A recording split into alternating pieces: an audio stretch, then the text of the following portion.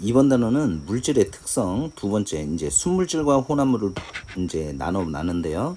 자, 첫 번째 물질의 특성이 될 수 있는 게 바로 끓는 점이에요.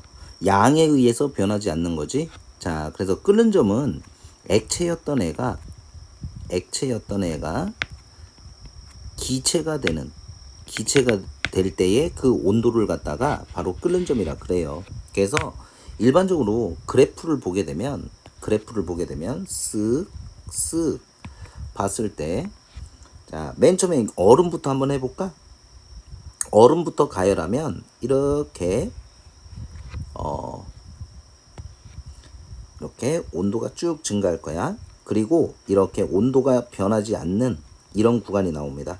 바로 여기가 뭐다? 녹는 점이면서 녹는 점, 그죠? 그리고 또 가열을 계속해. 그럼 가열을 계속하면 어떻게 돼?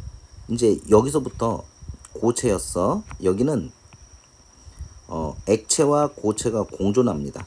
그랬다가 여기는 뭐가 돼요? 액체가 돼요. 액체. 아이고, 그래프를 너무 길게 그렸네요. 이렇게 됐다가 여긴 뭐야? 액체와 기체가 공존하는 구간. 여기를 갖다 뭐라고 하느냐? 바로 끓는 점이라고 하는 거예요. 끓는 점. 그리고 그 다음부터 뭐가 돼? 기체가 되겠죠. 그럼 반대로 온도를 낮춰주게 되면 쭉 내려와. 그죠? 그래서 다시 액체와 기체가 공존하고 다시 쭉 내려와. 그죠? 액체였다가 다시 어떻게 돼요? 이렇게 여기는 살짝 지워주고, 자, 이렇게 액체와 고체가 공존하는 거, 여기를 갖다 이제 온도를 낮췄으니까 이때는 어는 점이라 그러는 거예요. 어쨌거나 녹는 점과 어는 점은 어떻다? 같다, 그 얘기입니다. 알겠죠? 자, 그래서 이런 형태의 그래프가 그려진다. 그럼 이 끓는 점이 이렇게 일정하게 유지된다. 여기는 왜 일정하게 유지되는 거야? 액체였던 애를, 자, 온도는 계속 올라가고 있어. 온도는 계속 올라가고 있는데 여기는 온도예요. 아, 이건 시간에 따른 온도 그래프예요. 근데 계속 가열을 해줘. 근데 여기서는 온도가 안 변하네? 왜 안 변해? 분자 간의 인력을 끊어주기 위해서 에너지를 쓰는 거예요. 불을 계속 가열해도 이 불은 분자 간 인력을 끊어주는데 사용한다. 그리고 이것도 마찬가지예요. 여기도 온도가 일정해. 그죠? 분자 간 인력을 끊어주는데 열을 쓴다, 그 얘기입니다. 알겠죠? 그런데 우리가 보통 끓는 점이라고 하는 거는, 자, 양에 의해서 변하지 않아. 그러나 압력에 의해서 변하긴 합니다. 자, 압력이 올라가면 끓는 점이 같이 증가해요. 같이 증가해 버립니다. 그럼 반대로 압력을 낮추면 끓는 점이 내려가죠. 물이 100도씨에서 끓던 것들이 압력을 올려주면 한 120도, 130도에서 끓는다, 그 얘기예요. 그러니까 여기서 끓는 점을 비교할 때 일반적으로는 같은 압력에서 모든 물질을 끓이기 시작하는 거야. 그렇게 되면 온도가 모두 다 다르다는 걸 알 수가 있다. 그래서 물질의 특성이 된다, 그 얘기입니다. 알겠죠? 자, 그래서 뭐 끓는 점을 이용한 거, 뭐 질소기체. 그래서 끓는 점이 매우 낮아. 끓는 점이 매우 낮아요. 여기가 매우 낮으니까 현재 온도에서는 액체로 존재한다. 그래서 급속 냉동으로 쓰인다, 그 얘기입니다. 알겠죠? 이게 대표적인 예입니다. 다음, 자, 그럼 녹는 점과 어는 점도 마찬가지. 녹는 점이 뭐라고? 고체에서 액체가 되는 온도. 그래서 분자 간 인력을 끊는데 사용해서 온도가 일정하게 유지된다. 그래서 녹는 점과 어는 점은 어떻다? 같다, 그 얘기입니다. 그래서 어는 점은 액체였던 애가 고체가 되는 온도예요. 이것도 물질의 특성. 그리고 아까도 얘기했듯이 녹는 점, 어는 점의 활용이 있어요. 아까 염화칼슘 있죠? 염화칼슘 이렇게 쓰죠. 염화칼슘은 녹는 점, 눈을 녹이려고 뿌리는 게 아니에요. 쓰임새가 녹았던 물들이 다시 얼게끔, 그걸 방지하기 위해서 어는 점을 낮추는 겁니다. 영하의 날씨에도 물이 안 얼죠. 그죠? 그래서 눈이 내렸을 때 염화칼슘을 뿌린다. 어는 점을 낮추는 데 쓰는 거예요. 됐죠? 그리고 고체 접착제. 이건 뭐야? 녹는 점을 낮춰가지고 쉽게 녹아가지고 다시 굳어가지고 연결시키게끔 도와주는 게 고체 접착제의 역할이에요. 자, 요거는 수업 시간에 자세히 하기로 하고 여기는 핵심적인 것만 짚고 넘어갑니다. 자, 그리고 밀도가 있어요.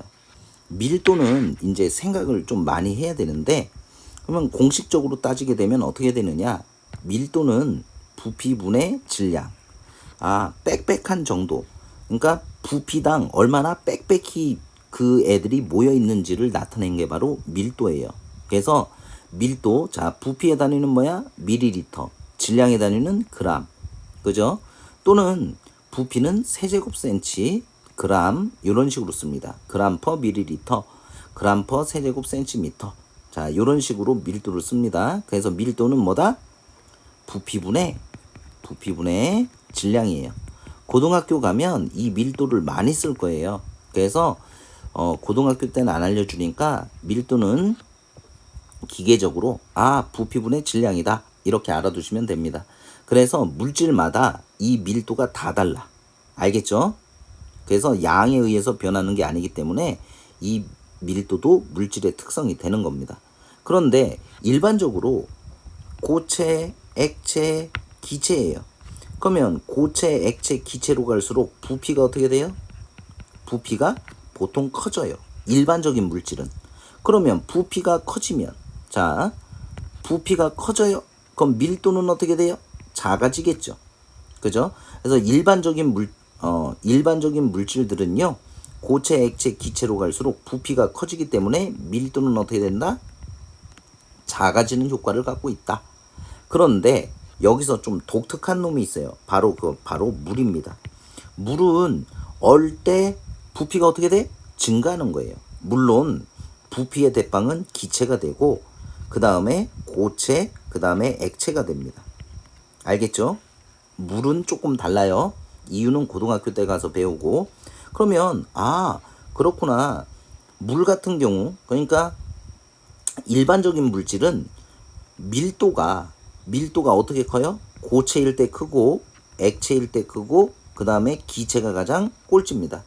근데 물 같은 경우는, 자, 부피가 이렇게 다르니까 밀도는 누가 가장 큰 거야? 액체가 가장 크죠. 부피가 작으니까. 그죠? 그 다음에 고체. 그죠? 그리고 가장 밀도가 작은 애는 기체가 되는 겁니다. 물은 좀 달라요. 그래서 온도에 따라서 부피 변화가 좀 다른 애가 물이구나. 이렇게 알아두시면 됩니다. 자, 다음 용해도가 있네요. 용해도는 뭐냐면 무조건 보통 우리가 용매하고 용지를 알아야 돼요.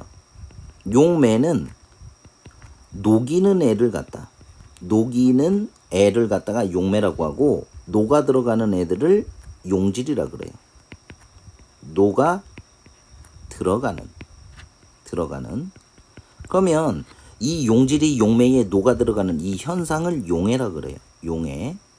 알겠죠? 근데 이 용해도라고 하는 것은 무조건 물이 뭐냐. 자, 용매의 양을 그냥 물이라고 편안하게 생각해도 돼요. 물은 무조건 100이다.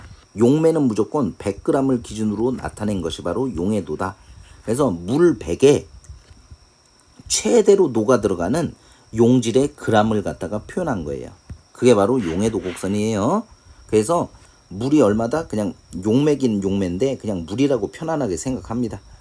그래서 물 100에 녹아 들어가는 용질의 g수 얼마만큼 녹아 들어가느냐, 그걸 갖다 표현한 건데, 일반적으로 고체 같은 경우는요, 자, 온도가 증가하면, 자, 온도가 증가해 설탕이나 소금 같은 경우는 온도가 증가하면 그 용질이 많이 녹을 수 있죠. 그죠? 잘 녹을 테니까. 그죠? 그러니까 온도가, 이 용해도 그래프는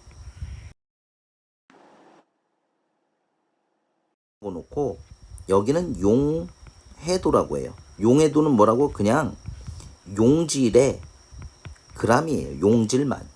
알겠죠? 그래서 온도가 일정한 온도일 때 어떤 애는 더 많이 녹아 들어가고 어떤 애는 조금 덜 녹아 들어가는 거죠. 같은 온도에 대해서.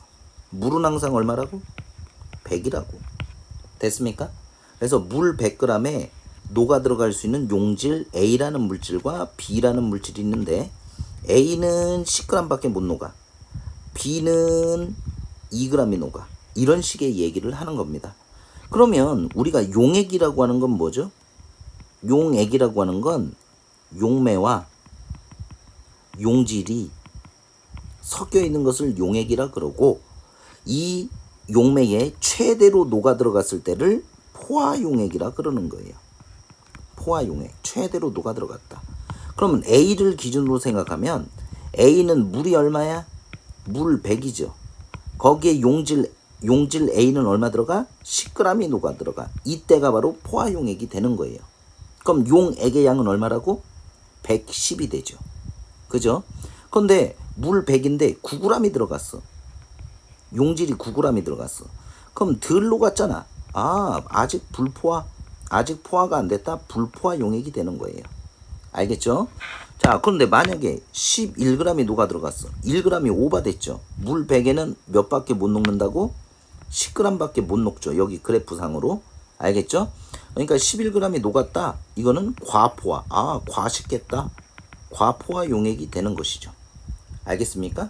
자, 그래서 어쨌거나 고체 물질은 녹는 거야.